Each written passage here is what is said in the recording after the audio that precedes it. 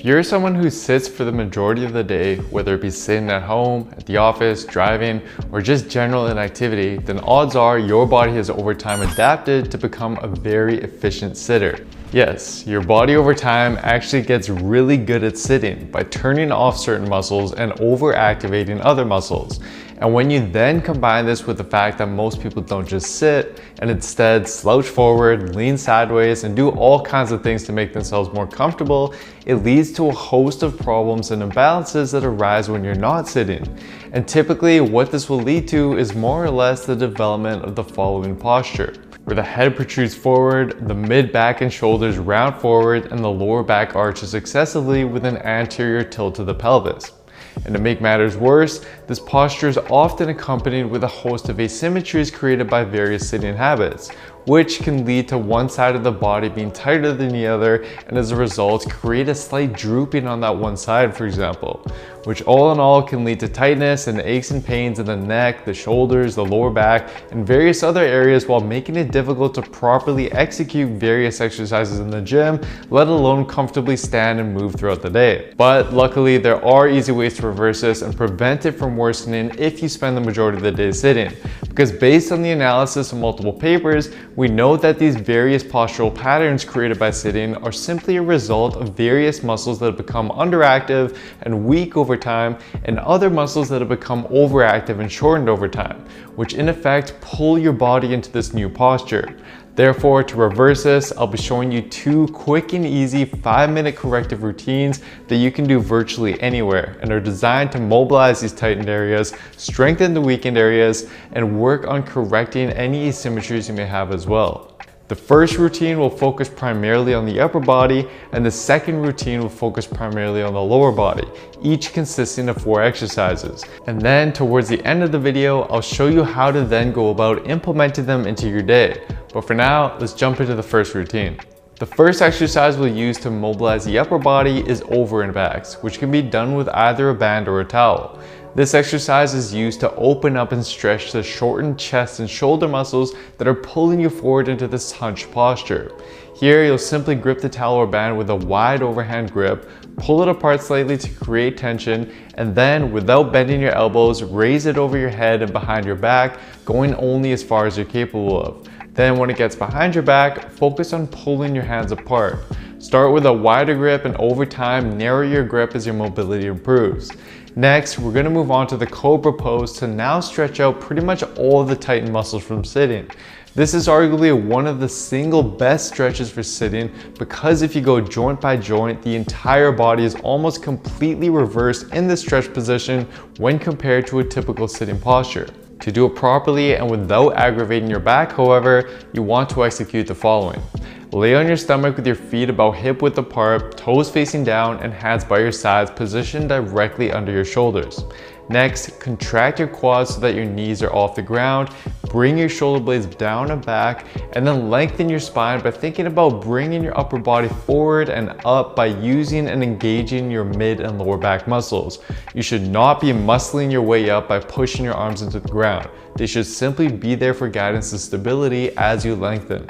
Hold for a few deep breaths at the top position before coming down and repeating for more reps. The next exercise we'll use here will be used to help correct some of the asymmetries developed from slouching one way when sitting. This causes your muscles in your sides, such as your QL, to tighten up and commonly droop your body one way as a result. For these, we'll perform a simple standing reach where you hold one hand at your hip, and then with your other arm, you want to extend up and back behind your body at a diagonal.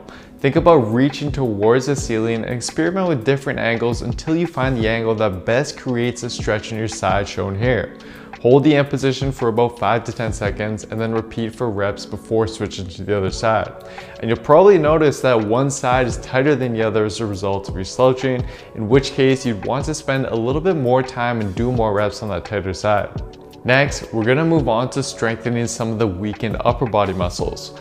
More specifically, the weakened lower traps that contribute to that hunched over posture, and the weakened neck flexors that contribute to that forward head posture. To do so, we'll use wall slides with chin nods. Here, simply stand against a wall with ideally both your upper back and lower back completely flat against it. Then slide your arms up and down against it like so. Then, with the back of your head against the wall, simultaneously perform reps of chin nods, where you tuck your chin into your chest by using those deep neck flexors to basically give yourself a double chin. As you raise your arms, you should feel a strong contraction in your mid-back, and as you perform the chin nods, you should feel the muscles in the front of your neck working. This combination of wall slides and chin nods is an effective way to correct both that hunch posture and that forward head posture at the same time. If the wall slides are too difficult to start though, you can perform shoulder W's like so as an alternative. Next, it's time to move on to focusing a little bit more on the mid and lower body muscles with the second routine.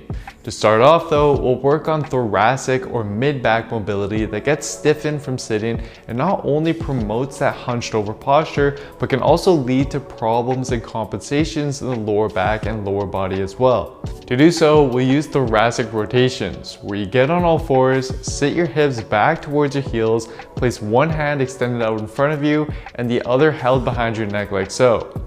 Then simply bring your elbow down towards the floor, and while following your elbow with your eyes, rotate your elbow up towards the ceiling as far as you can. Hold the top position briefly and then come back down for more reps before moving to the next side. You should feel a good stretch in your mid-back area as you do so. Next, we're going to move on to stretching out the hip flexors, which have become tightened over time and are pulling the pelvis into that anterior pelvic tilt. To do so, we use a simple kneeling hip flexor stretch. But the key to this exercise's effectiveness, which most people overlook, is to first posteriorly tilt your pelvis by contracting your glutes and abs. Then, only once you've properly set your pelvis, gently lean forward until you feel a deep stretch in the front hip of your back leg. Hold the end position for 10 deep breaths or so, and then switch to the other side. Next, we're going to move on to a stretch that not only further lengthens the tightened hip flexors, but also helps open up the hips with external rotation and addresses any asymmetries present there to best set us up for success in the strengthening exercise we're going to do next. For these, you can use a couch or any elevated platform and cross your front leg on top of it and fully extend your back leg to lengthen out your hip flexor.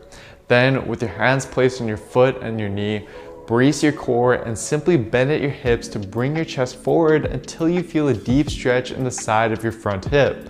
Hold it there, but feel free to move around at different angles to tweak the stretch a bit. Then you can switch to the other side.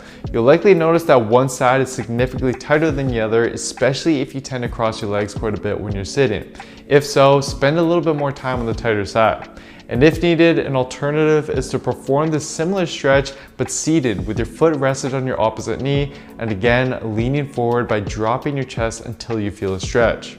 Lastly, we're going to move on to glute bridges to help awaken and strengthen the glutes that tend to become inactive and weakened as a result of prolonged sitting and are now contributing to that anterior pelvic tilt. It's vital that you perform the prior stretches first, however, since research has shown that those tightened muscles we stretch will actually inhibit your glute activation and make it hard for you to effectively use this exercise. So, to perform your glute bridges, lay on your back with your knees bent and feet flat on the floor. Then, first move into posterior pelvic tilt by contracting your glutes and abs. Once that's set, use your glutes to thrust your hips into the air while keeping your back straight rather than arched.